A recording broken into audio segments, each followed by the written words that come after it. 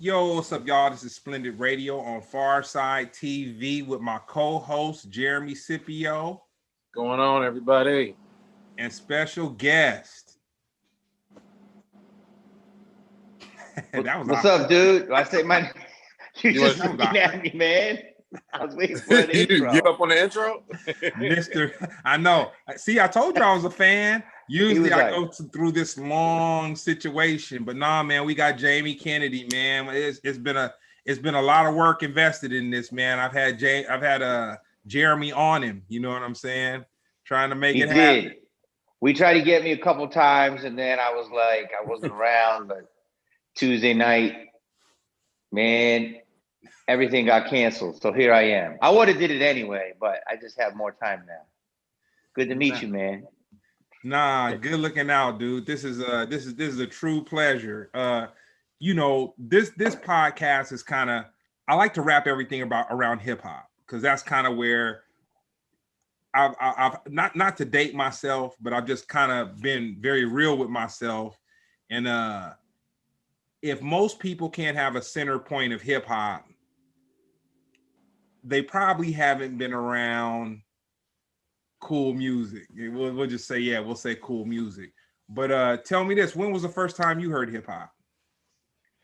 The first time I heard hip hop was, so I'll give you a little background. I grew up in a place called Upper Darby, Pennsylvania.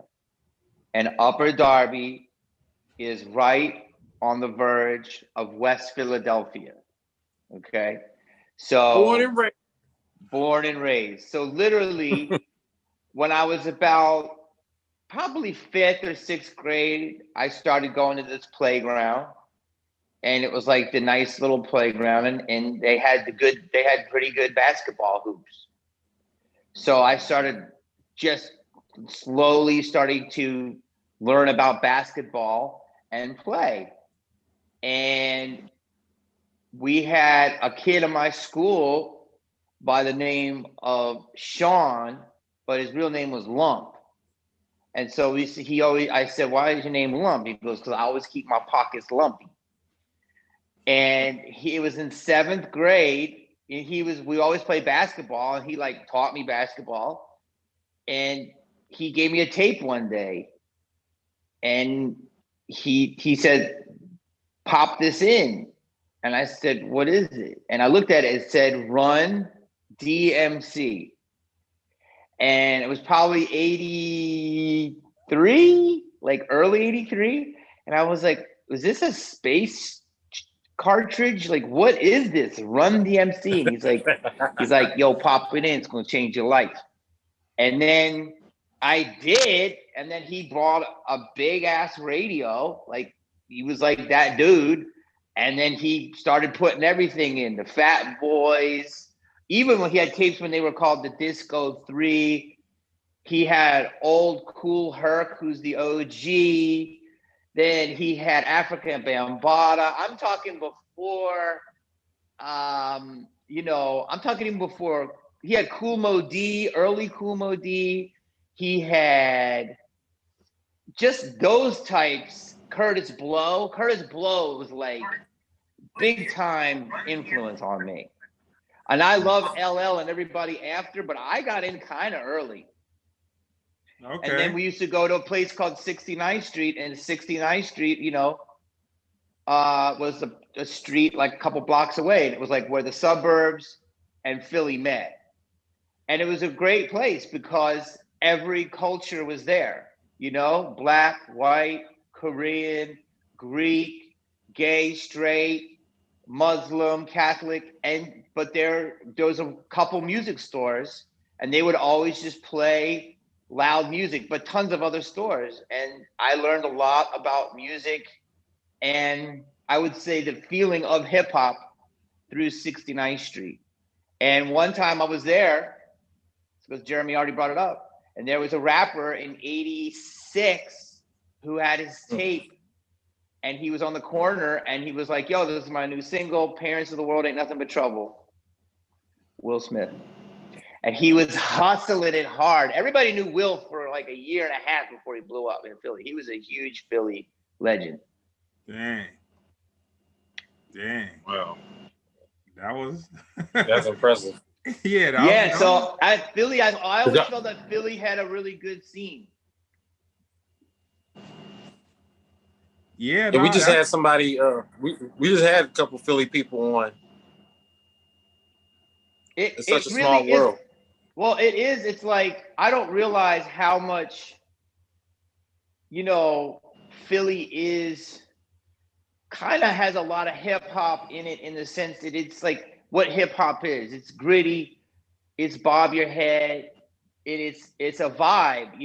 I mean, it is a black thing. You would have to comment on that more than me because for me, it was started by black people and created by black people. But I just want to say in Philly, everybody enjoyed it.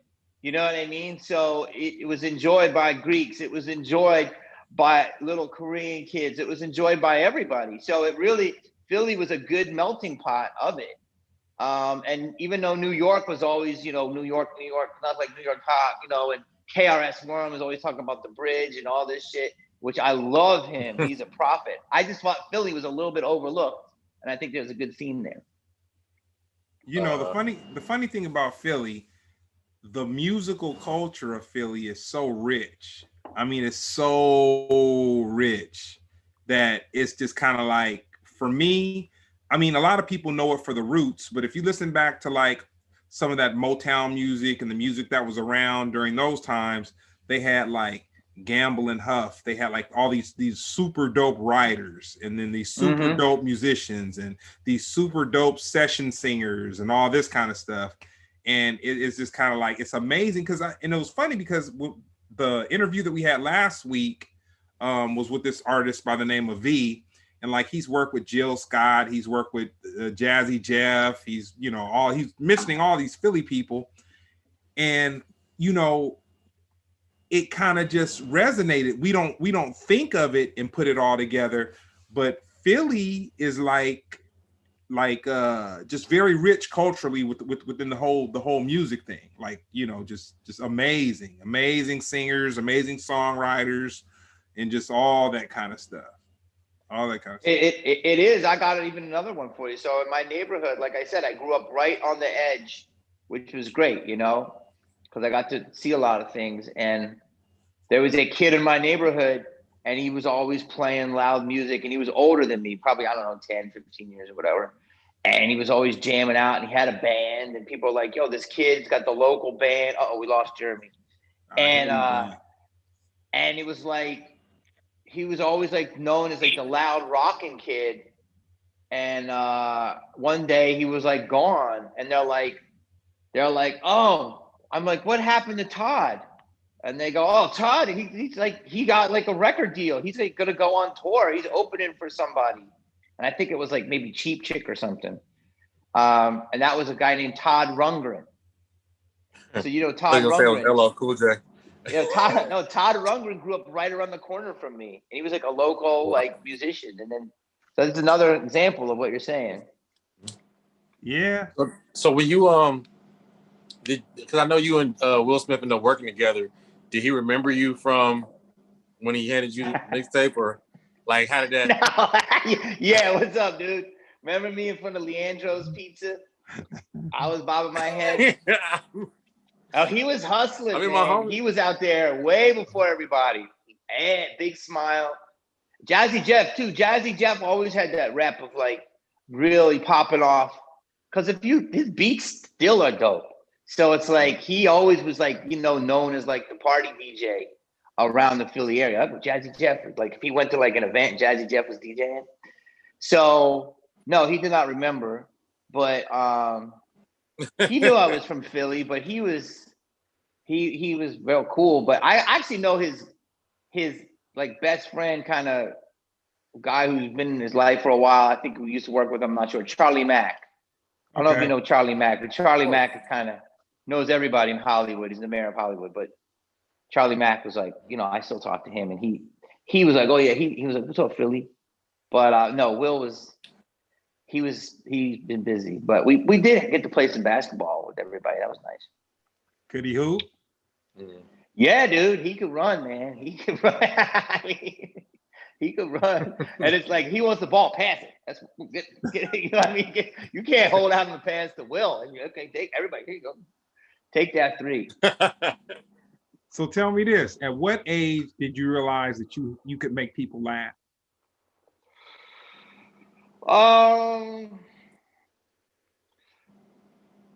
You know, I would say probably single digits, probably like 8 or 9. Like I said, I grew up in Philly, and Philly is its own thing where it's different than New York, but New York is more like on the stoop, you know, and you have to like survive on the stoop, and people are always cutting up and doing jokes, and they see everything. And I think Philly has some of that, but it's different. And I think that it still has that same thing where it's like you're either gonna fight or you're either gonna be funny, right? You have to disarm the situation. I wasn't really a fighter, like I was like more crazy, but I wasn't like I really like I enjoy my face, you know, I really enjoy my arms and legs, and like I wasn't trying to get beat up. Like, and I knew like that was our neighborhood. Our neighborhood was like 2 types of people: guys who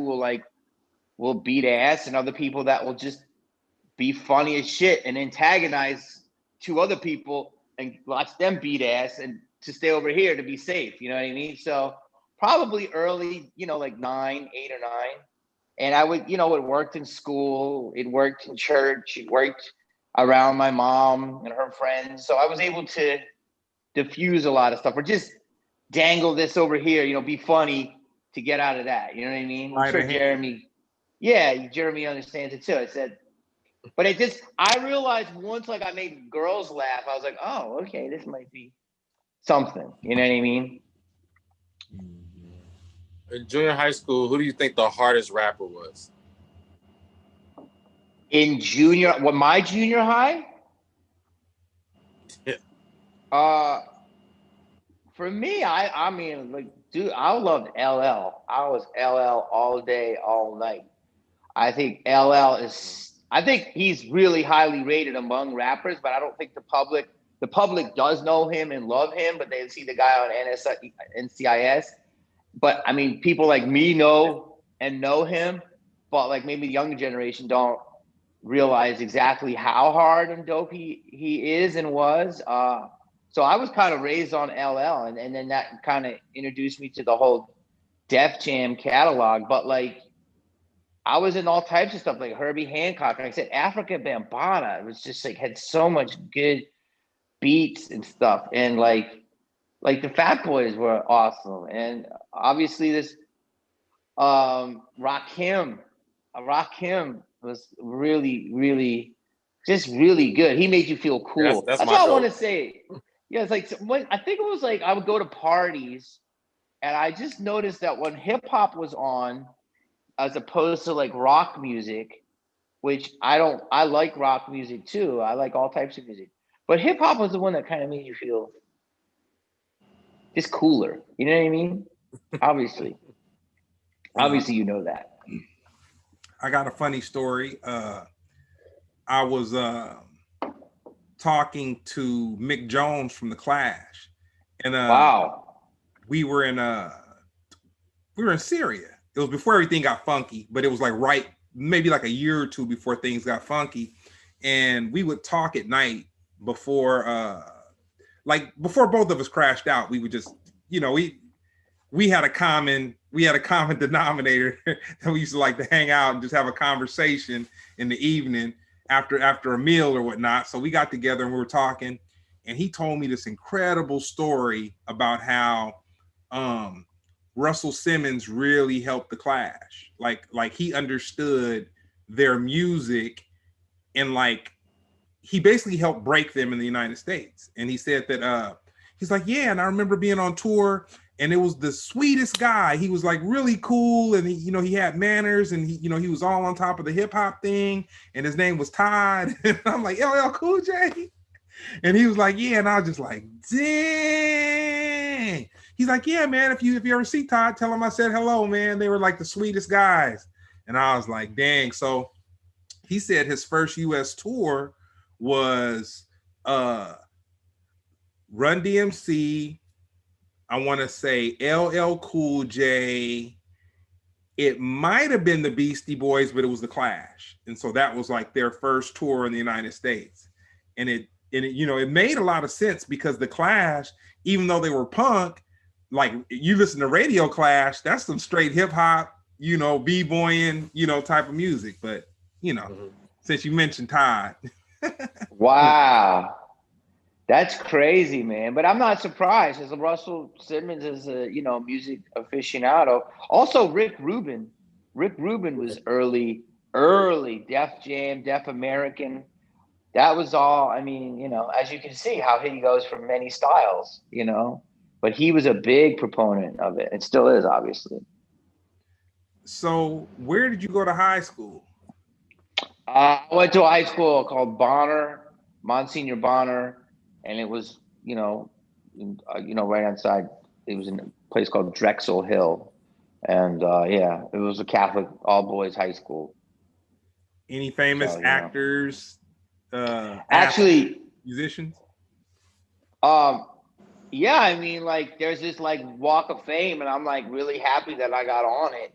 But like, there's other people that have come out of that school. A guy named John Capoletti. Do you ever remember a movie back in the day called Something for Joey about the Penn State running back and his brother? He won a game for his dying brother. It's a beautiful story. He went there. Like I said, this guy Todd Rundgren is a rock star. Went to the competing school, Upper Darby. Tina Fey went to Upper Darby, I believe. Sherry O'Terry went to the neighboring school, Prenby. Definitely some people came out of there for sure. But my neighborhood has more people. Who's come up out of your neighborhood? Ed McMahon. They said before I was there, Ed McMahon. Also, Kevin Bacon's a little farther. I think he was from Villanova. He's from there. Then there's more newer people. Bradley Cooper is not from my neighborhood, but I think he's from another part of Philly. But it's I forget it. I'm having brain fog. But he's from there. There's a lot of people that have come out of Philly. So when was the first time you did stand up? Oh, May 1989. I was 19 years old, and I did it down at a place in the Valley called the Beverly Garland Hotel. It's still there. They had an open mic night, and I read about it in a thing called the Drama Log. And I was like, had all this energy, and I didn't understand how to break into business and all that. And just enough people told me, I got to try stand-up. You got to try stand-up. And I was like, how do you even go about doing that? So I signed up on an open mic, and I signed up on the open mic, and it was a contest. So it was like poets, singers, comics, dancers. And I did it. And it's right off of Lancashire, and I won second prize. And second prize was a bottle of Costco champagne, but I was only 19, so they couldn't give it to me. So they gave me a bottle of Martinelli's sparkling. And I was like, I got second? You never saw anybody more happy to get second. I'm like, second? Really? I'm like, I did like 6 minutes, which isn't easy to do. It's hard to do 6 minutes now sometimes. And I just a bunch of shit I wrote. And like, I don't know, I somehow made it funny. When it wasn't funny, I would just make something about it to make it like commenting on how it wasn't funny or whatever. And then it was born. And then, so like the next week I was signed up for another open mic at a Radisson. And I proceeded to eat the biggest shit you ever saw, like to the point where like hotel people were checking out. I mean, the lobby, I cleared the lobby out. Like, it was terrible. And I was like, I got second place over here at the Valley. I don't know. And then I waited a week, I quit. And the third week I signed up again at Tony Roma's, and I ate another shit. And I'm like, what the? I got second place. So, and then I took off 2 weeks. So I don't know how people do it, but mine was very spotty for the first year and a half. Up a little, up a little. And then I went back to some coffee house like 5 months later, and I eked out just a little bit of laughs. Somebody was encouraging, and they're like, this is a grind. This is how you do it. You have to build off a laugh. You know, you have to just the teeniest laugh. And that's how I started. But I always tell people that I had nothing. And you have to be two things to be successful, I believe, as a comedian. You have to have a tremendous amount of ego and a tremendous amount of delusion. And like when you walk in the party, if there's 30 people there, they need to listen to you because you have something to say. That is a tremendous amount of ego. And you believe that you're going to say shit that nobody in this room can say, and you're going to get all of his attention. And comedians do. But you have to have a tremendous amount of delusion that you think that you can just do that and keep doing it. You know what I mean? You're going up in coffee shops, 20 people sign up. You're going on at 1:30 a.m. to, a half a stripper and possibly pillhead and eating a half a burnout scone. You know, I mean, you're doing that for years, and you're like, this is going to lead to success. I mean, you're trying to make the barista laugh in the back. You know, like it's nuts. But all you need is that laugh, that one laugh, and that would get me through a while. Because I knew it was hard to do. And it literally was money. Like, it was like, you have nothing, you have a laugh. And you even see, when you see young comics laugh at you, when you're a young comic, you're like, okay, I'm doing it right. That's all. But it's delusional. It's delusional. So I seen Dead Poets Society with Robin Williams was one of your first movies, but I wasn't sure if it was the actual first. Was that like your first film? Yeah, I did that video about it. So it was really, that's what got me into the whole thing. It was like I had these feelings that I was going to be in the entertainment business. I had no idea what I was going to do. Like, I try to break it down for people. Like, I don't understand if people are like, I know I'm going to do this. You don't really do it. Like, if you talk to good rappers, like, they were dudes probably just spitting rhymes around their house, and then they compelled to write something, and then they were like rapping on the corner, and then eventually they would go to like ciphers and stuff. But like, you have to find what it is you do, right? So like, I wanted to be like an actor / comedian, but I didn't know how to do it or if you could really do it. And then that video people can watch on my YouTube channel, but basically how I kind of got this break, and I became an extra in the movie Dead Poets Society. And that was the first like set anything I was ever on in Hollywood ever, like anything remotely. I didn't know anything. I didn't know what a light stand was. I didn't know what a cinematographer, I didn't know any of that. And I was on that set, and I was like, literally, it's like, soon as I was there, it was like this golden light just bathed me. And I was like, I found what I'm supposed to do. It was like divine intervention. And then ever since then, I've never looked back. Yeah, mine was the NWA movie. The back of my head is in the film. And that divine intervention, I didn't feel any of that. I felt... Why not? Why not? I felt like one of the ends in the NWA. Whoa. That wasn't your first, was it? What was your first thing that you did that you felt like, oh my God, this is like, was that your first thing, or that wasn't your first set? I mean, that was before my first set, before anything. Oh, okay. Yeah. No, I mean, I don't know. First thing what did you say that felt like what? Like that you were meant to do this. I think actually being on the road with Russell Peters and getting that check, that's was just like, because you know, the amount of work output compared to the money amount, I was just like, yeah, can't nobody tell me tell me shit no more. That was like the first, yeah, but that the was fact like, that you were on the road with Russell, you were on the road with one of the biggest comedians in the world. That's when you felt it. You didn't. I mean, of course you're gonna feel it then, but you didn't feel it like on your first open mic when you but got no, that like was a early. laugh. That was early on. I started Wow. comedy in 2010. That was 2011. Dude, you got in So, early. yeah. Wow. Yeah, that's crazy. That was financial intervention. Jamie's like, you got paid? You got I know. I mean, I was at the Tony Roma, dude. I mean, I had a bunch of crap that happened before, but that was just one of the situations where it was just like, you know, I used to take a lot of advice, and then after that, I was just like, I don't need advice on my actual stand-up. You know what I mean?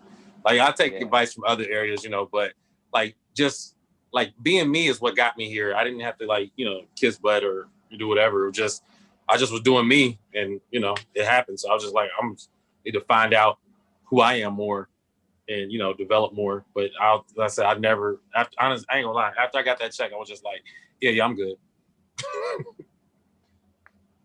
nice. Meaning that you were making good money and you knew you were on the right path. Yeah, pretty much. I mean, just the path. Like, I mean, money doesn't define, obviously, you know, why I do stand up at all, because I'm damn sure not making that now. But it's just, you know, it just let me know, like I said, just if there was any maybes, that killed all the maybes. Like, I knew I was where I was supposed to be. Wow. So tell me this, Jamie. When you did the first read before you got hired to do Malibu's Most Wanted, what you reading that script or reading over the script, what were the first thoughts that were coming to your mind, that came to your mind as you looked at the character that you were going to portray? Well, you know, I wrote that, right? Wow. Dang. That changed it a little bit, but I did not know that you wrote. I did not know that you wrote. I'm a fan. I'm a fan of the movie. Big fan. Wow. No, but I'll give you this story. No, I'll give you this. It's a good question, though. I'm only busting with you, bro. No. So the whole thing, let's go back to what we were talking about, because like I grew up in Philly and I am me, and like, yeah, like I can do this and like get in, like, yeah, what's up? I'm gonna spit at this shorty and all that shit. You know what I mean? Saying, you know what I'm saying? Like I grew up like that, but I didn't talk like that. And like dudes in my neighborhood, like little Jewish kids or little Irish kids were like, hey man, did you get that new B-side? Like we weren't like, yeah, what's up? But like we could do that, right? And so Malibus was born out of literally, when I came to LA, I saw these kids that were like repping hard, but like, yeah, like they literally were like, yeah, man, I don't want to see you down here at the Glendale Galleria. You know what I'm saying? This is all Galleria. And I'm like, why are you like, you know the term, why are you fronting? Like literally, like, dude, they were like literally fronting. And that's how the character was born. So I was doing stand-up, and stand-up is the only thing that you can control, which you can't even control, but at least if you can get on a stage, you can control your thing. And so for me, stand-up for a long time was working out characters, and I just was so moved by these guys that I would see in LA. I felt like never even been out of Century City, let alone Compton or Brooklyn or Queens or North Philly or the A. I was like, this is hilarious. So I thought basically that's how the character was born, and I would do it in my act, and it became the cornerstone of my act. And then people loved it. And then I got to do it on NBC late night. They used to have a stand-up showcase, and then I did it a couple times, and it was like, I'm like, people were like, yo, this is a good character. And then, long story boring, I met Nick Swartzen, and Nick Swartzen's like, dude, I think, you know how you want to make that a movie? I told him, and he was like, I think I got like, an idea. So he wrote 5 pages in like a day, and they were just hilarious. And I was like, dude, keep writing. And that was just the beginning. He would like watch me on stage and write some notes. I would improvise, boom. And that's how the script was born. And then the character went from that to Jamie Kennedy Experiment. Okay. So that's how it is. Okay. So you got together with him and you guys wrote it. But okay, you made it like, okay, I get it. But it was. But I want to say one more thing. But I was at that time going out for like different characters like that. There was a great USC movie. There was like a USC grad movie, and it was really hardcore, like kid, like wannabe, like hip hop head. And I didn't get it, but I had a really good audition, and I just knew I had this character in me. There was also something called Zebra Head that I did not go out for, but Mike Rappaport did, and Mike was kind of the OG of that. And then there was something called White Boys, and a kid by the name of Danny Hawk was really had a hip hop thing going on. If you look at White Boys, and then there was Can't Hardly Wait. And I went in for that, and there's a character that's kind of has that feeling to him, and I didn't get that. So I had all of these things, and it was percolating, but at some point I was like, it's not going to happen that way. I got to create it my own, and I had it. And that's why I created the thing, because I knew I had to do it myself. You know what? Which I think is that's the best way. I think whenever I like research any like major comedian, I feel like at some point they kind of took their career into their own hands. And I also like how you said it was like the cornerstone of your act and how you made it like that's like the taking a bit, something so small, which is the idea, and expanding it to a full feature-length movie is like that's like the dream to have for any small idea you have. So that's pretty amazing. Yeah, and it showed me that you can do that. I mean, just a kernel of an idea, and it can grow as it does. As long as people are laughing and responding, just give them more of it if you enjoy it. And I did that for a while, and then when I started having other stuff that Hollywood wouldn't understand, and hard to get it made, then like you become like actor for hire, shit like that. And that doesn't excite me as much, unless they're amazing, filmmakers and projects. But now I'm getting to the point back again, especially with all this happening. I'm totally into doing my own thing 100%. And like, if I'm going to collaborate. We talked about that not so long ago. You said you was writing and working some stuff. Yeah, I'm all about this. What we're doing right now, I'm all about YouTube. I'm all about putting my voice out there, And if I want to do something, it has to come from me. And if I collaborate, then I gotta get my voice out there, and then it has to be a good unison. I can't have somebody try to tell me my voice. I just can't. Who is Marty Powers? That's a whole other story.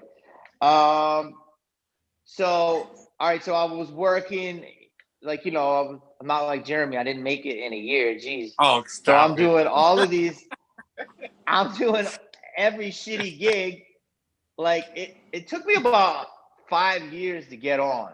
I mean, more like 7 to get on, but 5 years of like really just every other day. Not like I would go to Ralph's 3 times a day because I would buy a meal. And they were like, why do you just buy it all at once? And I'm like, I don't know if I got to use this money for something else. So I'm going to just buy this bagel right now. And I'm going to keep this other $2 and this cheese. Like I would literally go in and buy meal per meal.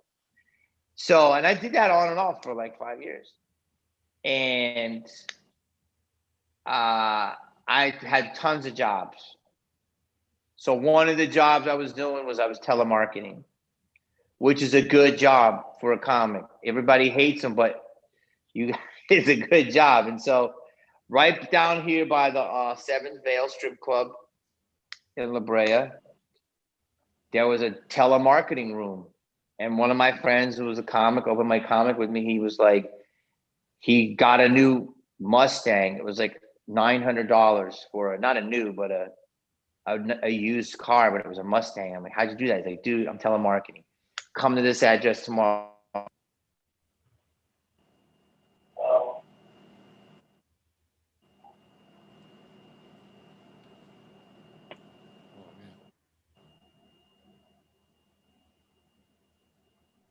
I can't.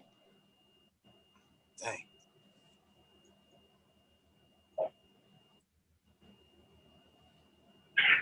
I lost y'all. I must have lost y'all. Nah, You good? you still there. Okay. All right, go ahead.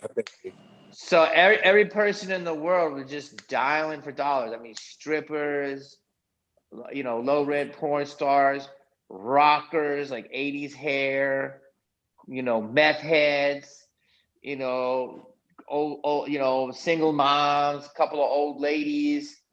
It was my buddy Barry, who was a comic, and our other buddy Ski, who was like another comic, but he was an actor. And they taught me the game. So basically I had to go and you call and you ask people the copy number on their photocopier. And then from that, you give that number to the salesman and he sells them a better toner. You know what toner is? Toner is the ink for the copy machine. And so every number I got 75 cents. And that's a lot of money. So if I could get 100 numbers in a day, that's $75. I mean, that's good money now, man. So I would do that for like 6 hours a day, like, and I would do different voices. I call all over America. And long story short is there was a character I was doing in my act, Marty Power, and he was like, it's hard to do it. I have to like really get into it. But he was basically a fake agent I made up. And I started basically calling people in Hollywood, club bookers, agencies, and I faked this character to basically get into rooms. And that Marty Power was born out of my telemarketing, because in telemarketing, you have to treat it like a product, take 3 no's and hang up. There's all these rules. And so I would call agencies like that, but no one's going to listen to me. Believe it or not, before social media, people watching, you didn't talk about yourself. You actually just did your work and let people talk about you. You didn't go, oh, check me out. Look at me. You actually had to be good. And if you talked about yourself, people would be like, who the fuck are you?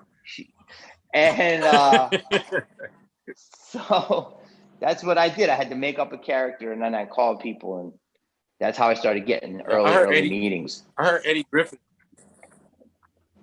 Griffin did the same thing. I don't know who else did, but I know that was actually a good strategy. But I don't know how anybody who went all in like you, like to actually like made a whole separate persona. I heard like to get like on a stage or two, but that's pretty dope. Well, you have to, because nobody wants you. And it's like the first thing you got to do is, back in the day, I mean, you have to have something called tape, and tape was like the biggest thing. So like the first thing is you got to get a set film at a shitty club or a shitty room. And it has to be funny enough to show the booker of a real room to let you get 5 minutes. And then from there, you got to kill and get better tape. And then you have to decide what tape is good enough to send out to casting people to go, well, I'm at the Improv. This is my tape. And then from there, you hopefully get cast in something where you get a non-union commercial, and that's more tape. So it's like these levels to it of basically being co-signed, if you will. And you know, there's very few people in Hollywood that go, oh, you got talent, you're interesting, I'm gonna bet on you. It's more like, how many people like you? Oh, okay, I must like you now. You know what I mean? Yeah.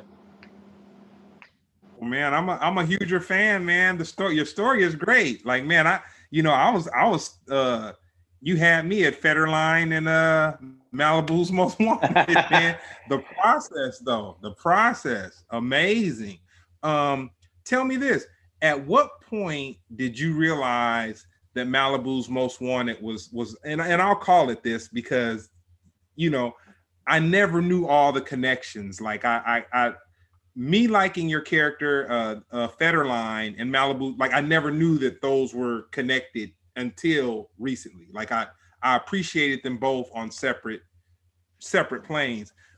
When did someone say something to you for the first time and you said, man, maybe Malibu's Most Wanted was a cult film? Because it's definitely a cult film of that time and that generation with the satire and the whole thing. At what point did you realize that you had something? Good question. I definitely knew I had something when I was in the clubs, right? And then I did like a stand-up shows. Remember Late Friday? Do you remember Late Friday? That was like one of the early stand-up shows would come on Friday nights, and I did stand-up on that, and it did really well. And then when I got my show, it did really well, the character on the Jamie Kennedy Experiment. So then we sold the movie, we got the movie made. And when I was making the movie, you know, I was different people would laugh at stuff, you know, like Regina would laugh. And the movie had so many good people in it, you know, like that were just so funny. But like Anthony Anderson would laugh, and I would laugh at them too, you know. Or Terry Crews never laughed; he was always in character. He was so funny, man. And I was like, he has to have more lines. Like he was, and I saw him in training. I saw him in Training Day, and I'm like, we gotta get this guy. Like he just, there was something about him, and it was so cool that he did it. But like I knew on the set, like Taye Diggs is so funny. He's so funny, like truly, just a really, really hilarious, like as funny as anyone you'll ever meet. You know, he doesn't do comedy, but he could. He is just so subtle, and you know, he would laugh. And Damian Dante was always just bringing it, you know. And I think that like there was all these moments, but I think this will be the moment. I think when I knew it was I went to the premiere. It was Man's Chinese, and a lot of the Waynes came. And in the background, in the back, they were like rows back, and I just heard them dying laughing. I don't know which Waynes it was, but I just heard a bunch of laughs, and I knew that section was the Waynes. And I was like, it's on. Like, if they laugh, it's on. Because, like, you know, those are like my heroes, you know, that's what I grew up on. And then the work with, you know, Damian Dante, he's part of that lineage, you know, and then once I went to screenings, I knew. And then here's how I really knew. So it's like different processes, but I would say when the Boston Globe gave it a weird review, but some like paper in Baltimore, like a more like hip hop paper, gave it a glowing review. And then I realized that's what it is. It's really, people really who know it. It's like Malibu's Most Wanted was kind of made, it was made for everybody, but it was really made as a love letter for hip hop. And it was really made, like Black people loved the movie more than anyone. Like, you know, I say this all the time, like I can't go to certain places in like, you know, the hood, because I'm like Leo. And I know you're gonna laugh at that, but like I get love. Like 35-year-old black women, it's on. I mean, thank you. I love you. I love you, women. Like they just love me, and they just quote me. And so I knew that was basically embraced by the black community, and they got the joke. And the joke is, there's a lot of jokes in it, but the real joke is they love our rhythm, but they hate our blues. You know what I mean? Hey, I love that. So, go ahead. Well, no, I just say you can't make a point. There's a lot of subversive points in Malibus, but you can't. It's a way to do it. The only way you can really make points in this world is through comedy. When you're disarming somebody, Jeremy, you know this. You get the deepest shit ever as someone's laughing. That's what Chappelle does. Laugh, laugh, laugh, bam. Then I hit you with this prophet statement, and you're like, ooh. And it'll make you laugh again, warm you up, bam. That's how you gotta do it. Yeah, oddly enough, they I feel like in modern day society, they trust comedians more than politicians and religious figures. You know what I mean? So they we kind of have their trust in a weird way, and we're supposed to be like entertainers. Like we're like the lowest of the bar of societal respect, but we have all their respect because I guess our art form is the last form of honesty. I guess I agree with that. I agree with that, and it's hurtful that you say that, and it's not untrue, but it's not. I think it's changing, but it is. There is a disrespect for comedians, but a huge respect for comedy. And I will say, because people just think it's easy and they're laughing, and it's like, oh, I'm funny at the office, or I'm funny at my picnic, and it's like, no, man, like just because everyone's got an asshole doesn't mean they can be a proctologist. So it's like but for some reason the barrier to entry to comedy is very low, but it doesn't mean it's easy to do. And I do think that we are looked upon much more revering now, which is nice. I think Netflix and podcasts and all of this type of stuff has really helped it because people see the comedian's mind. Comedy is one of the 7 forms of intelligence. And I think people forget that. And it's not easy to size up a room quickly, make them laugh, disarm them, and make a point, and do it all in 3 minutes. So I think the respect is getting much more, but I agree with you. So what was the process of getting your show, the Jamie Kennedy Experiment?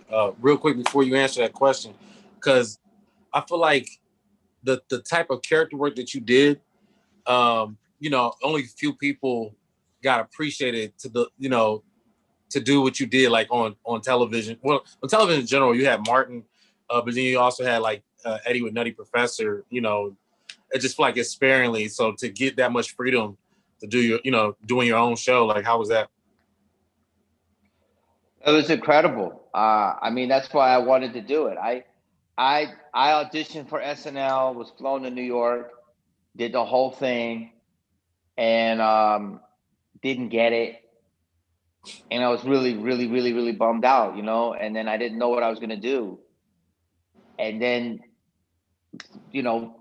started slowly getting commercials, and I started getting acting work. And that was really encouraging. But in the meantime, I was always doing my stand-up and everything, and I started having these characters. And once I got enough clout, I was like, okay, I'm going to try to make my own thing. And it was a perfect place for me, the WB, because they were young and they gave young people shows. They had the Wayans Brothers show, and they had Dawson's Creek, and they were like into the youth-oriented things. And so it was a lot of freedom, and that's why I did it. I did it to show people that I could like really be an actor and make people believe these characters, and that's why I did it. People were like, "Wow, it's just a funny little prank show," but those people who got it and really loved it, and that's why it kind of subversively came up. But it was amazing, man, and that was like one of those things that people at first thought it was really funny and escape, but then they started seeing how we were subverting things. You know what I mean? Yeah, I'd say the format was really unique. I can't think of any show that had the same format because, of course you had like Candid Camera, but then also it would cut back to more of like a talk show style thing, where you were like a part of the audience. I mean, I still can't think of a show. Is there a show that format was based off of, or that was just No, your own part of your own video as well? we created it, me and the other 3 creators, and we basically just said, look, I want to do these characters. I love SNL. I want to do something that is a real character that people believe in a real circumstance, but it's a joke. It's like Candid Camera. And then we wanted to test it and see how far we could push people. That's when like the experiment came of like, what will people, how far can we bend their morals, if you will? And then we had the studio audience, so we play it back and watch it and then interview them to be like, what were we thinking in that moment? So it had multiple things. I mean, it was really freeing that way to do it. And we would shoot all during the week for like 2 weeks and prosthetics and all that. And then Friday night, we'd have a big taping, a big party.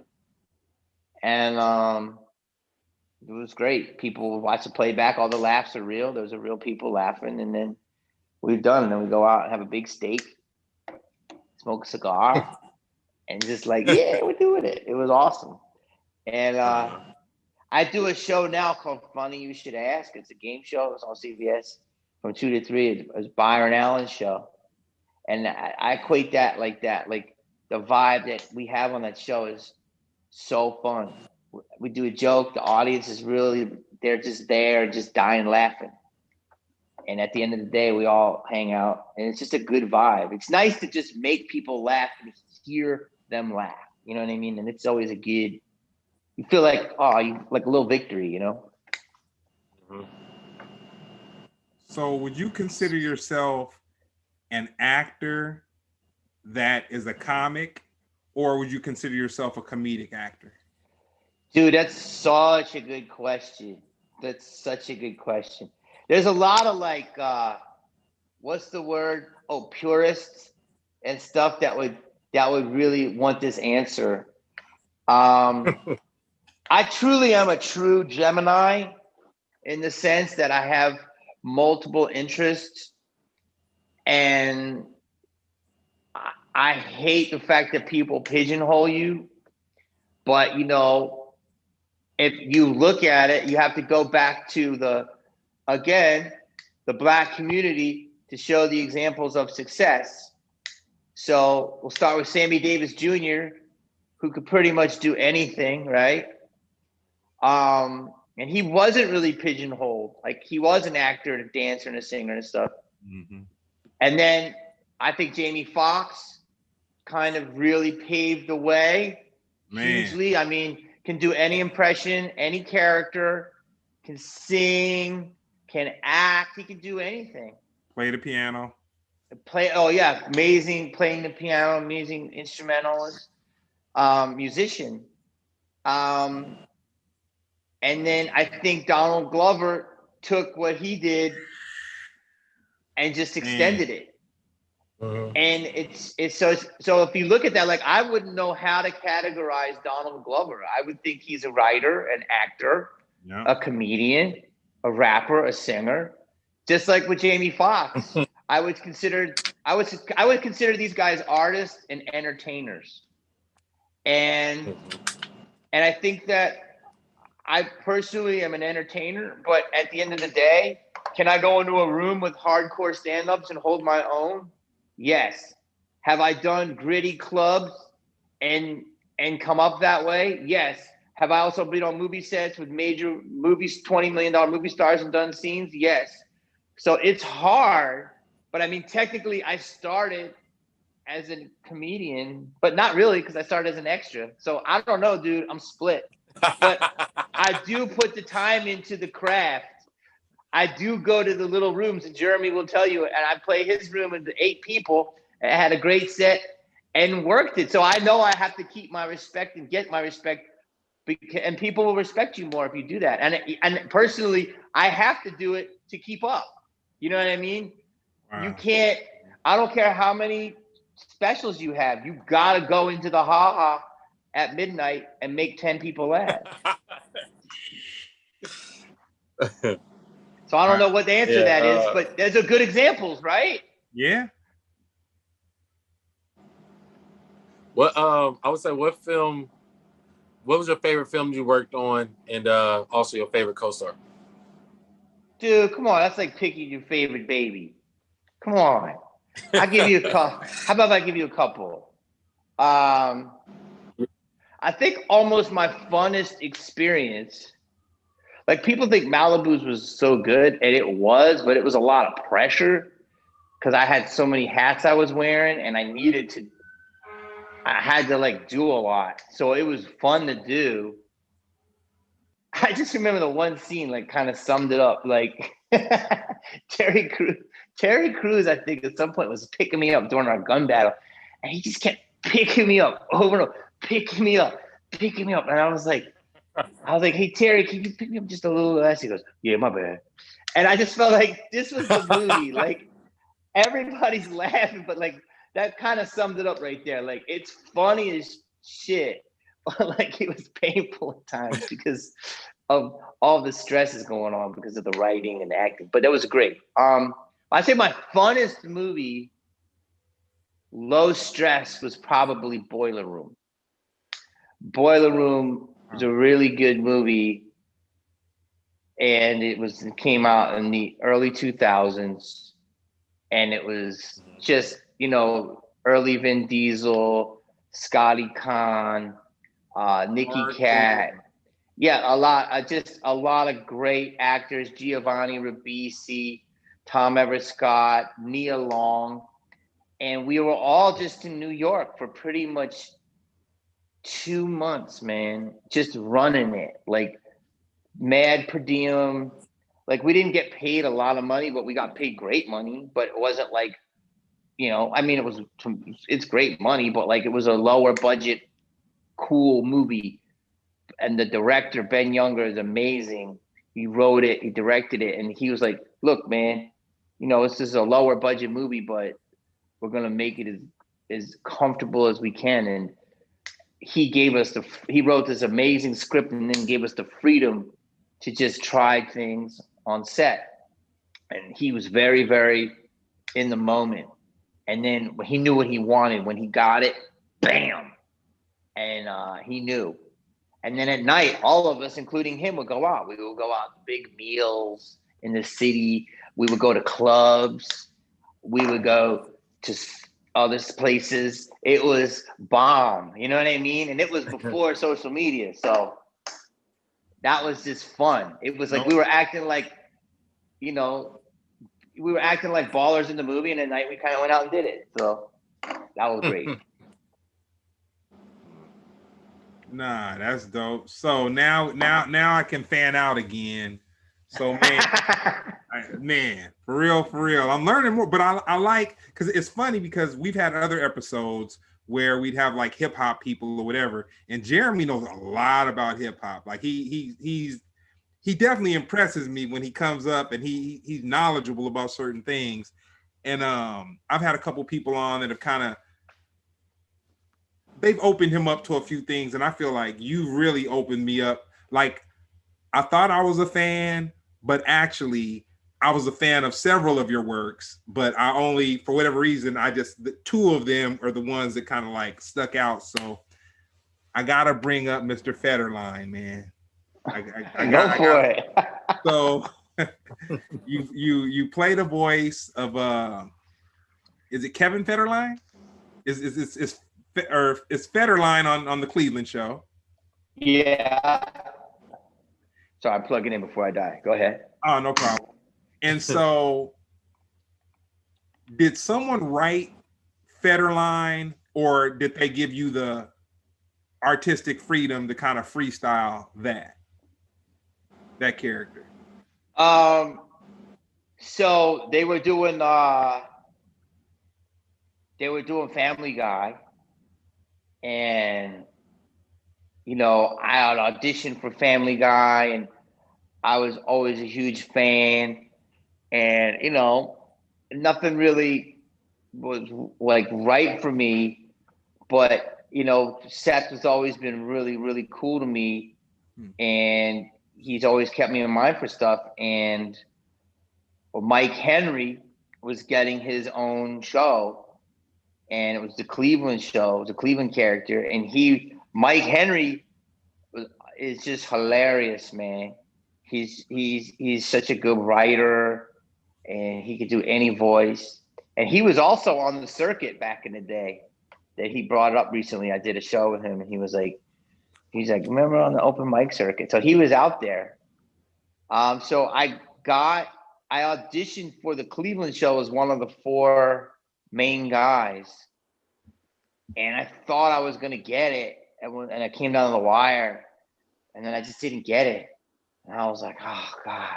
And then Mike like talked to my agent. He's like, listen, I don't, you know, he didn't get this, but I'm writing this other character. I don't know if he wrote it or he already had the idea. And he's like, his name is Federline. Obviously, it was inspired by Kevin Federline. And I was like, yeah, I would love it. He was like, you want to do that? I think it will come in and out of episodes. So then, boom, I wasn't a regular, but I signed a deal to be a recurring. And my girlfriend was Regan Gomez, and she played Roberta. And we had our first table read, and it was just on. Like, you know, the show worked. Everybody got a lot of laughs. Federline came in, got some laughs. So it was great. And then doing a cartoon is one of the greatest things you can ever do, especially when you work with those guys, because they just got it dialed in and they're masters at it. So, you know, you can show up in your PJs, you go in the booth, and boom, you knock it out. So all of the stuff that you like was written. Oh, wow. We wrote all that. But I mean, they would let me improv a little bit, but I really didn't need to, because it's them, dude. They're so good. They write it all. They got killer writers, man. That's where I met. There's a lot of hip hop over there, because that's where I met Kanye. And so I did the Kanye episode, and then I did Will I Am. I did an episode with him, and then someone else, I think. But yeah, they did a couple episodes. Kanye was, I forget his character's name, but him and Federline used to rap together. Kenny West. Yeah, Kenny West. That's right. That's right. Oh. Kenny West. Yeah, so Federline was fun, man, and they were awesome, man. These guys, I love them. I love them. I would do anything with them, you know, for them. They're great parties. People love the show. I was sad when the show ended, but you know.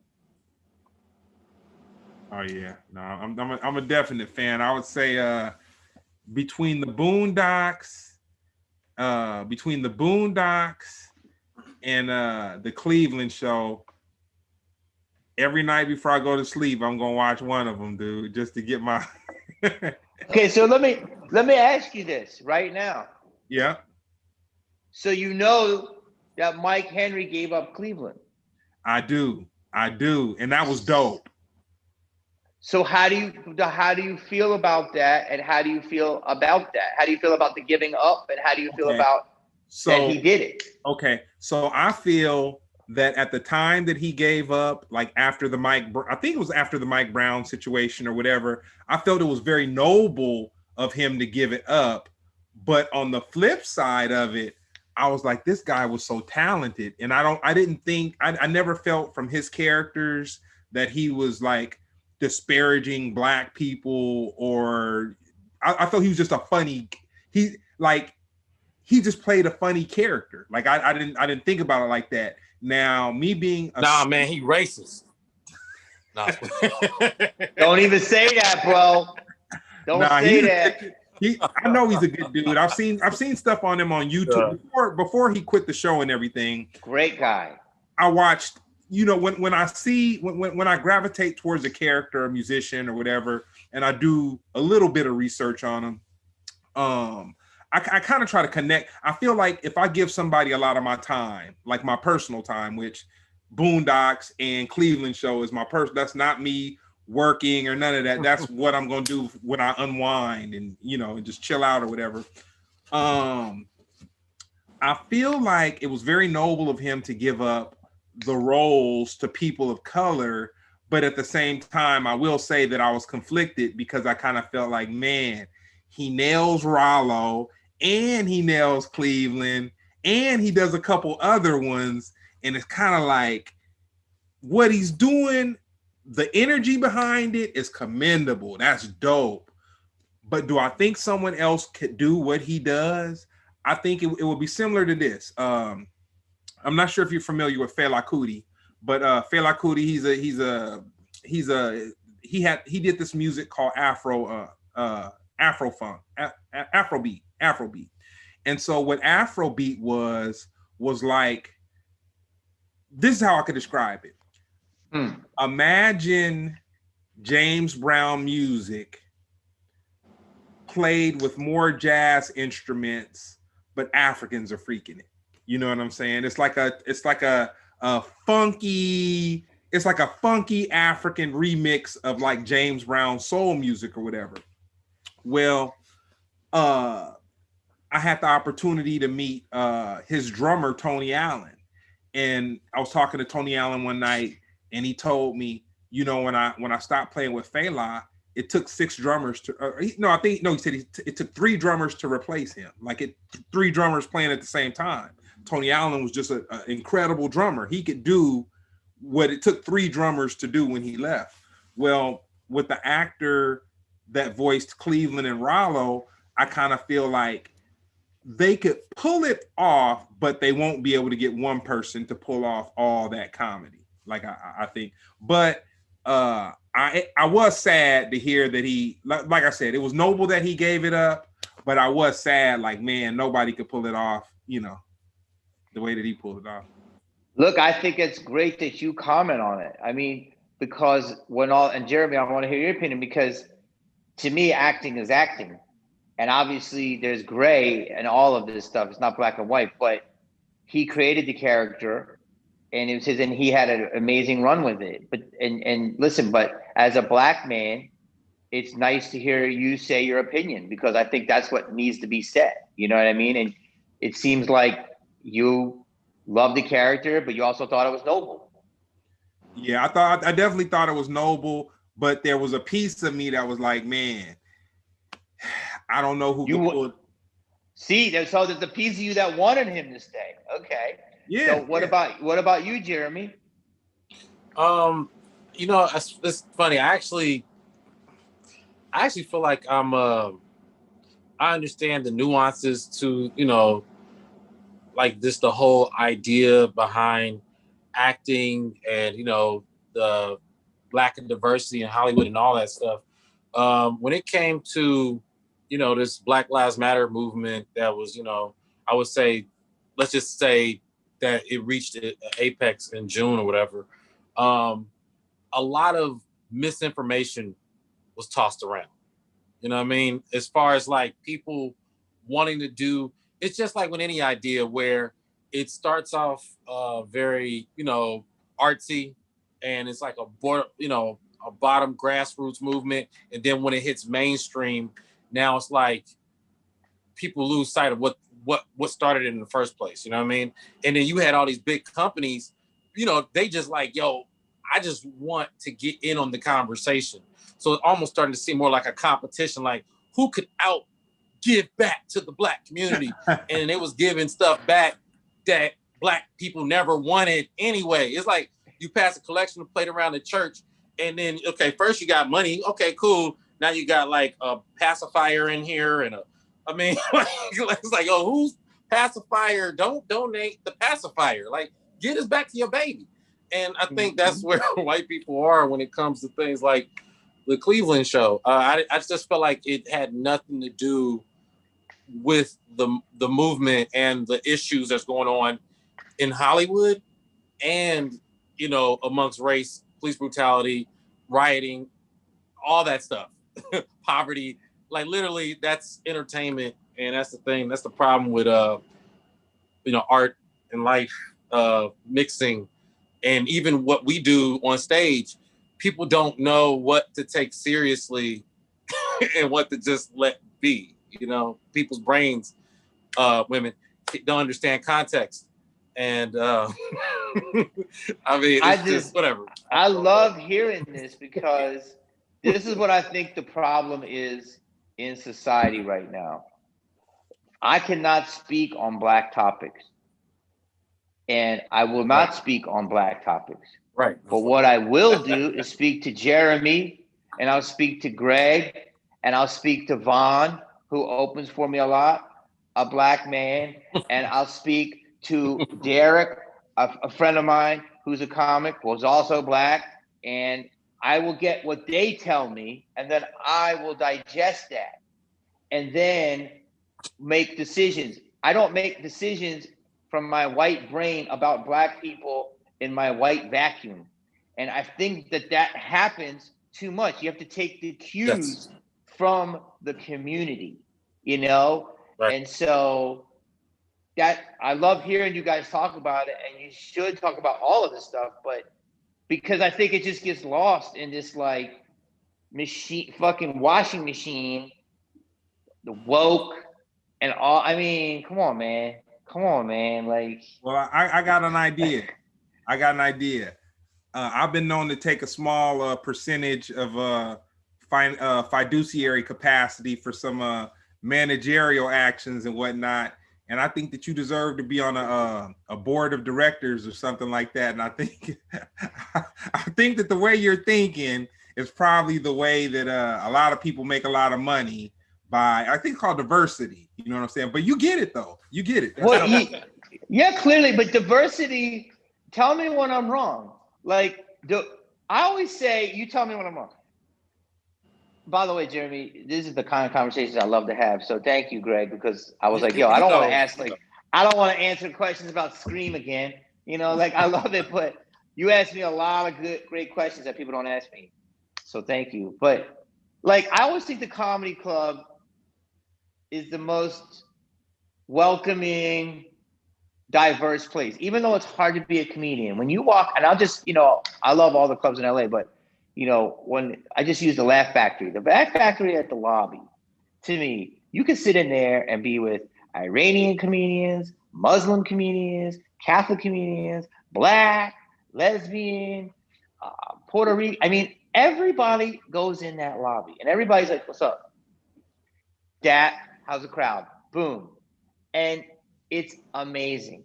And I don't think twice about it until all of this stuff started happening, which it's always been happening, but since it's been so loudly, that I'm like, damn, like, I didn't realize how good we had it, because I don't really look at Jeremy as, you know, I don't look at race politics or gender politics. I look at Jeremy as like, oh, that's a cool dude, he's funny, man.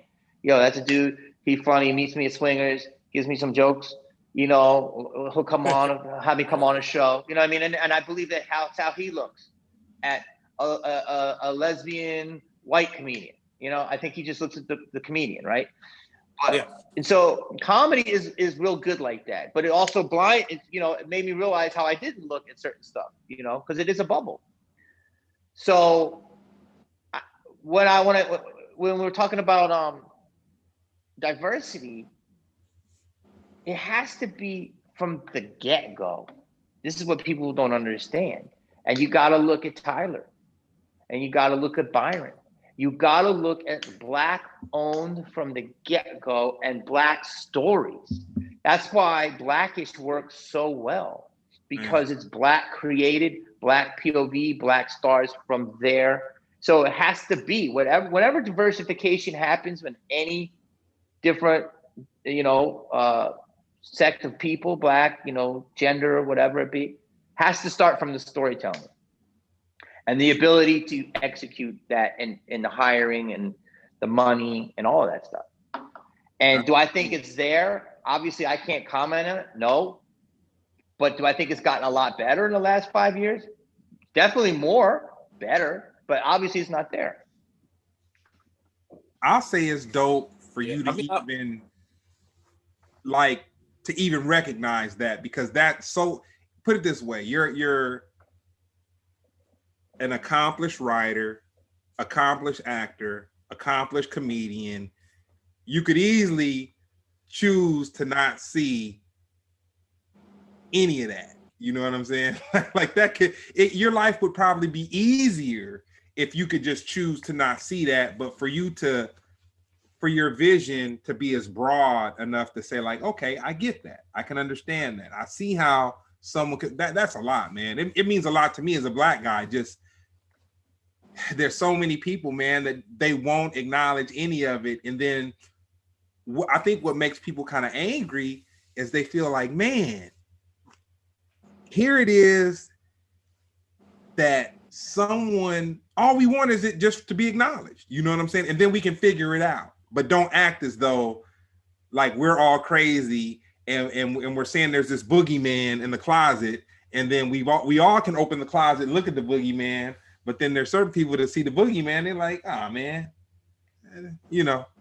Well, there is this thing in Hollywood when the word diversity comes up, you know, it's put alongside, you know, equality. Equality is the word people use, you know, and then when diversity comes, it's just weird the process people's minds go to in order to make diversity happen. I tend to call it white diversity because there's still like it's what culture, you know what I mean? Like white diversity is what the Power Rangers was. That's like the common example that most people understand from older and younger, where they go, okay, wait, okay, it's too much white. So they want it diverse. Okay, so we have one Black guy, an Asian person, one, you know what I mean? And then, you know, but then they'd be like, and then the diversity is the white guy and then the white girl, and those are the love interest. Or they'd be like, oh, let's mix it up. We'll have the white girl date the Black guy. And that's diversity, you know what I'm saying? But what it is, the thing is multiple conversations happen at the same time. I really feel like, you know, Black Hollywood trying to, you know, get its establishment and you know, get paid higher rates is not the same as police brutality. You know what I mean? But these conversations get mixed, you know. Oh God. They get mixed so often, you know. Both important causes, but totally separate causes as well. You know, the common denominator is Black, but it's when it comes to these words, equality and diversity, it's the foundation, like what's actually happening, you know what I mean? Because if it's just like mixing the people around, well, it's going to cause the same problem. I'll give you a small example on my level. Well, not even my level, but I'll just say a few years ago, I remember this was back when Tommy was running the Comedy Store. It was Martin Luther King Day, which tends to be like right next to my birthday every year. So he goes, okay, so since it's Martin Luther King Day, for the friends and family, he said every fifth comic, make sure it's a Black comic. White diversity. He don't even realize there was less Black people on the lineup because he tried to play this stupid game. You know what I'm saying? It's like, you know, it's not real. It's not genuine. You know what I mean? I don't want to go too deep with it, but it's more about the type of equality, the type of diversity that needs to happen needs to be, okay, give these people the space to create and the budget to build, because when they do it, these people profit off of it, and you know they say go make more, but you know the sect of people who are fighting for these equality, you know what I'm saying? You know, they don't get to see it as much. So, and that's a totally separate conversation from police brutality. God. Yeah, obviously Hollywood is just that's the you know, that's like the nice thing that has to be fixed. I mean, police brutality, we're talking about air, we're talking about life and death. That is the first and foremost, and that cannot be mixed in at all, you know. But like people really don't even understand stuff, and it needs to be And it is being talked about a lot, but it needs to be felt. You know, like it just needs to be felt in the sense of, like my friend Derek, man, he's older than me, you know, and he's a great comic, and he's a great golfer. And he came up doing, I get amazing stories from him. He came up doing one-nighters, and just his drive from Utah to Indiana doing 3 shows, the amount of times he's been pulled over. And he tells me his procedures, which he has to do. And I'll be like, but for what? And he's like, because I'm driving a Mercedes. I'm like, but for what? He's like, because I'm being profiled. I'm like, but for what? Like, you got a car, you're a comedian? He's like, because I'm black. And I'm like, and obviously I know of this, and you hear this all the time. Like I do, because like I remember, I'm not going to name names, but a very successful actor I worked with told me at a very young age, and you know him, and he said when he got his nice car, he got his first Lexus, and he was pulled over in Sherman Oaks. A black guy driving a Lexus in Sherman Oaks in the late 80s. You know, oh Jesus, who hit the lottery? You know, I mean, like, give me a fucking break, right? So he's telling me this, and I've been hearing this obviously forever.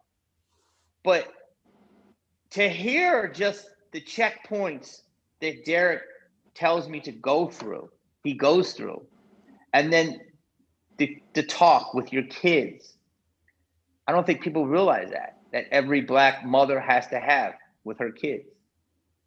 You know, you need black people in your life. All races have to understand this, to understand the things that are done in the community to just keep everything cool. And as a person, I never had to go through that. And you have to hear this over and over again. You have to hear these examples, and then people will really get it. And I mean, I thought I got it.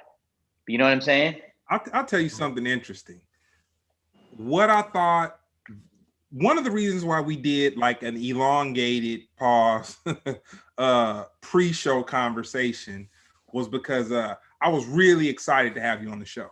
You know, I'm super fan. Even though I didn't know all of your works, the works that I saw, they moved. Bro, come on, you didn't even know I wrote it. I'm just kidding. I didn't know. But I'm gonna tell you the funny thing though.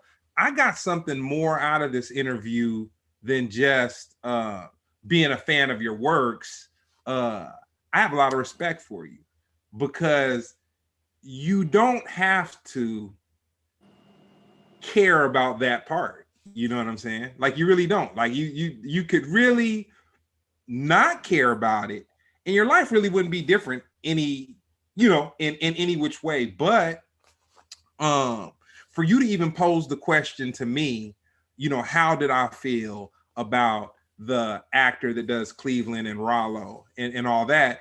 And like I said, I'm either watching the Boondocks 7 days a week. I'm watching an episode of the Boondocks or I'm watching the Cleveland show. It's like either or. So I'm very familiar with the actor that you're talking about. And there was a part of me when he said that he was going to give up those roles, I was sad. You know what I'm saying? Like, I mean, honestly, if you know me, I like food, I like dogs, and I grind. And then I have the comedy that I like. So I like those, like I'm basic when it comes to those terms. But when I don't know if I saw it on TV or if I had saw it on YouTube or whatnot, but I heard him say, you know, yeah, we're gonna give if the characters come back, I think they should be given to people that are of the same race or whatever. And then I just remember saying to myself, like, man, but could they do Cleveland is good? Could they do Rollo is good? Do I feel like Cleveland as a character? Do I feel like the character was making fun of black people? No, I don't feel like Cleveland was making fun of black people. I think Cleveland was just a funny dude. Like he, you know, regardless, you could have made Cleveland whatever race. He was a nerd. You know what I'm saying? For the most part. And then Rollo, he just happened to be Cleveland's stepson that was just this kind of like this cute baby that kind of talks slick. You know what I'm saying? So I say all that to say, man, I appreciate you for understanding that you have had a privileged life, regardless of what type of life it was. But it was privileged in a way where there was things that you didn't have to deal with that other people do have to deal with. Well, I appreciate that, man. And I will say, growing up, I was lucky enough to be exposed to different races, colors and creeds and religions and such. But I do think we have to talk about it. I think it has to be talked about. I think because, my older brother, who's in his 60s, was like, I'm like, has it ever been like this? And he's like, nah, dude. He's like, this is even crazier than the 60s. I mean, he was around as a kid in the 60s. He's like, nah, dude, it's like, we're on the brink of some shit. And it's just, we gotta coexist.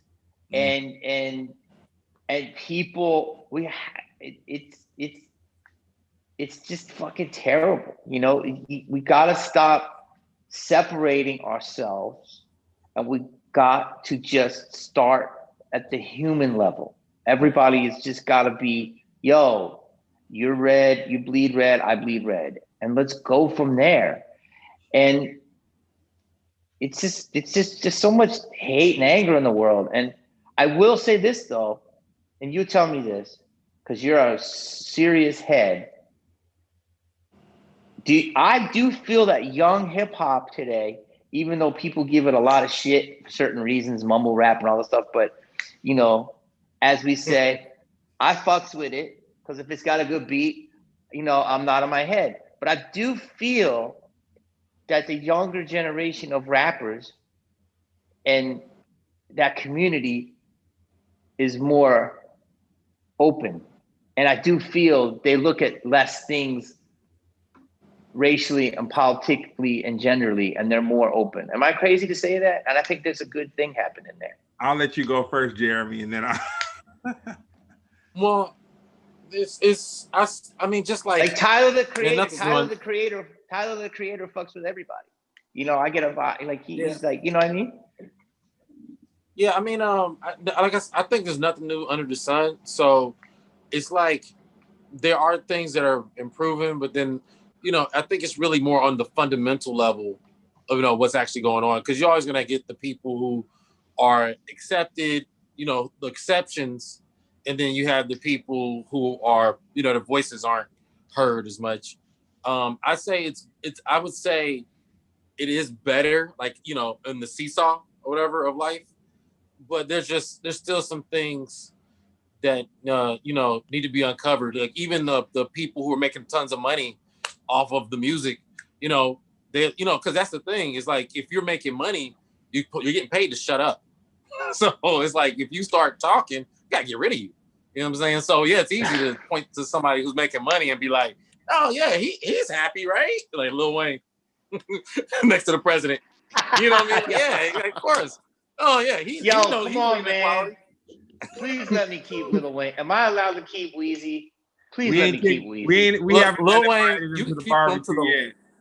Please. You can keep Lil Wayne to the last dread falls off his head. After that, you gotta throw him away. Dude, I don't want to say this because I want no beef, but I've been hearing this, man.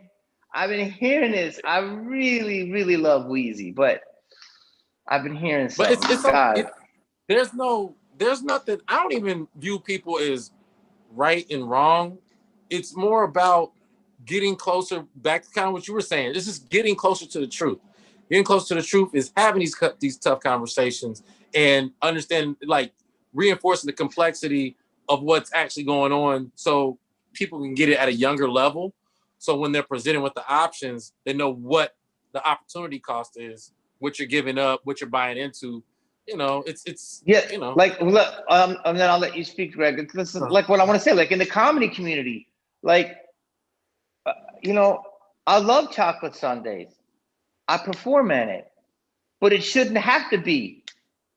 It should just be every night, enough people of color get on stage. I love, Korean night, but they shouldn't have to have it. It should be mixed enough. You know, I love the Rainbow Show, but there should be enough space for the LGBTQ community. You know what I mean? So it's good that we have these things, and it's the start. But in a perfect world, I think it would just be comedy night and everybody would get a shot. But maybe I'm too altruistic. Nah, that's dope. I would say on the youth in hip hop music, the one thing that I would speak against, and I think it's related directly to the money, is that they really don't speak up for the causes, man. They're like they don't like. I would have expected, like, okay, not the what's, I guess, Little Baby. There's a Little Baby. Okay, yeah, Little Baby. He did a song about. No, don't get us to catch any lead right now. Yeah, man. but no, he did a song like after I guess after what happened to George Floyd. He did a song that was like a social issue or whatever, but it was like just one guy out of like all these young rappers making all this money, all these Instagram followers, all this influence, and none of them said a word. And then I kind of, I'm just like, well, man, if all these guys have 360 deals, they really don't have money. They've been loaned money that they have to work to pay the loan back or whatever. If the record label guy is like, nah, you can't, you need to, this isn't your battle. This isn't your fight. You need to be on hush. They're going to be on hush. You know what I'm saying? Well, now yes, that is totally different than what I'm saying. But on that note, I will say, I would think that they would speak on it and be encouraged to speak on it, because George Floyd now is a symbol. I mean, I just drove down. Bro, yeah, man. I was on Melrose. There's a big mural. In Venice, there's a mural. In the Bay, there's murals all around this world.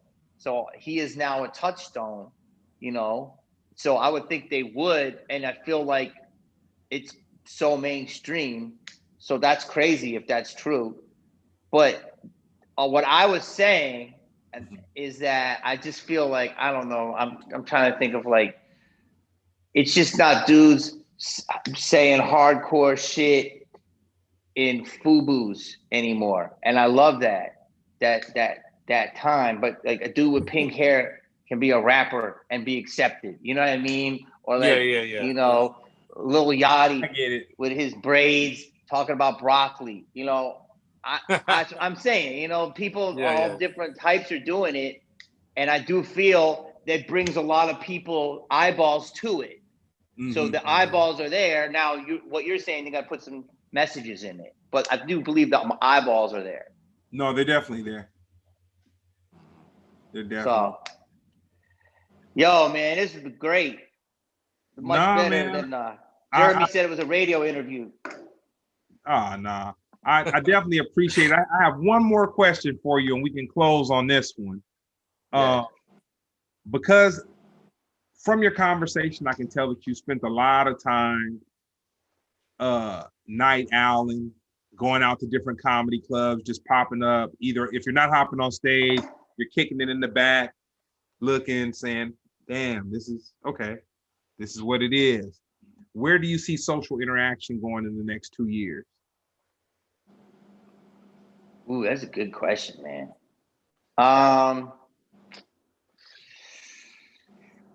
Bro, I think it's kind of, like Jeremy was saying earlier, he used his term, man. It's kind of a wrap.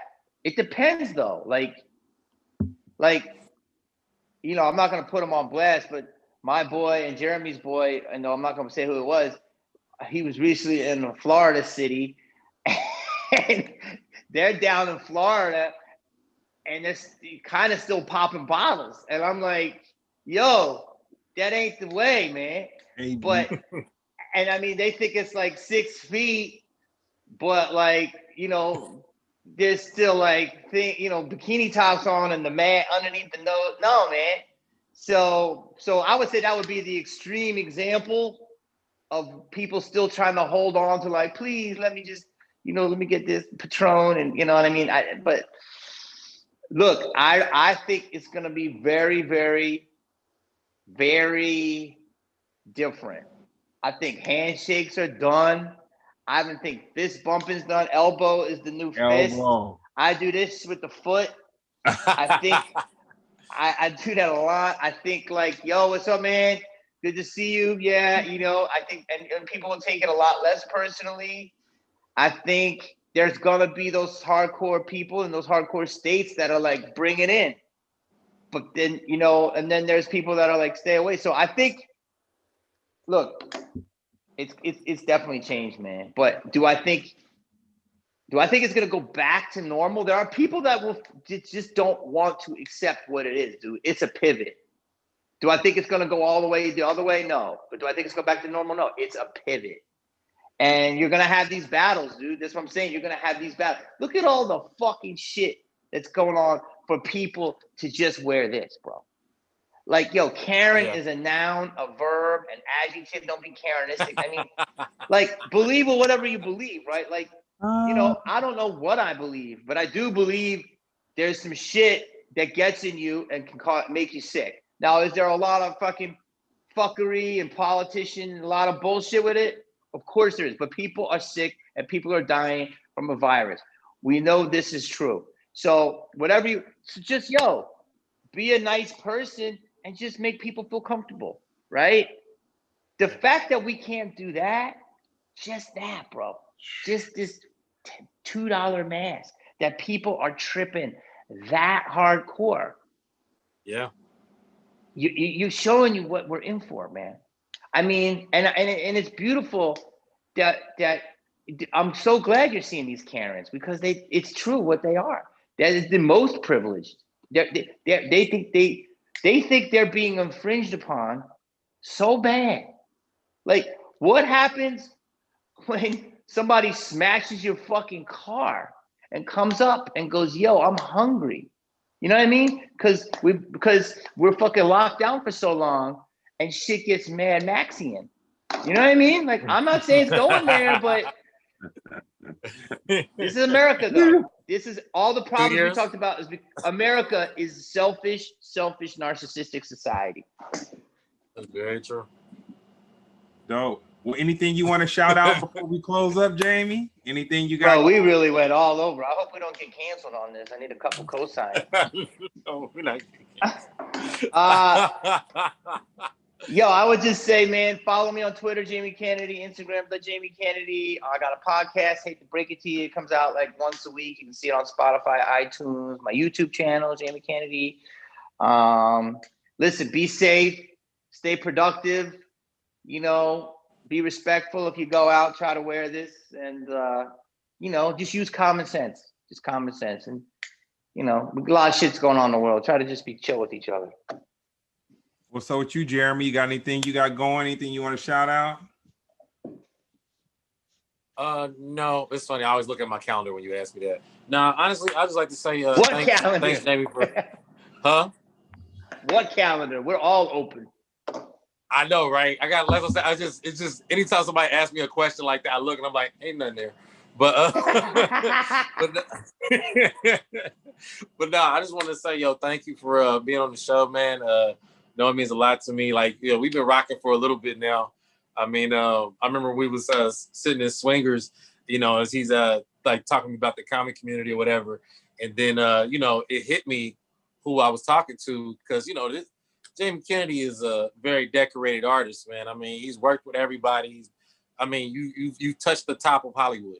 You know what I'm saying? And just giving you your roses while you're around, bro. Thank you, man. I appreciate it. And yo, how much do we miss those late nights at Swingers, being able to get some bomb ass grilled chicken and guacamole and chips? Like, what a privilege, right? Man, we didn't know how good we had it, straight up. Well, I will say that they were closed, but everybody rallied together. Now they're back open. So yeah, they're back open. I saw that. Yeah, it was like a little victory. So hopefully we'll be able to go there again, man. I appreciate you.